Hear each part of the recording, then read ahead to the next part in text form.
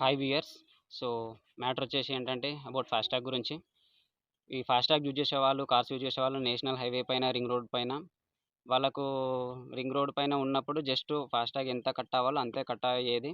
ఒకవేళ బ్యాలెన్స్ లేకపోతే double cut అయ్యేది. సో 100 ఉంటే 200, 200 ఉంటే 400 అలా కట్ అయ్యేది కదా. సో ఇప్పుడేంటంటే వీళ్ళు నేషనల్ హైవే వాళ్ళు అలా డబల్ కలెక్షన్ చేయకుండా కొత్త రూల్ తీసుకొచ్చారు. జస్ట్ 1.25% మాత్రమే కలెక్షన్ చేస్తున్నారు, డబల్ చేయట్లేదు. ఈ రూల్ అనేది రీసెంట్గా తీసుకొచ్చారు. ఈ రూల్ ఎప్పుడు వర్త్ అంటే జస్ట్ యూపీఐ పేమెంట్స్ ద్వారా యూజ్ చేసినప్పుడే.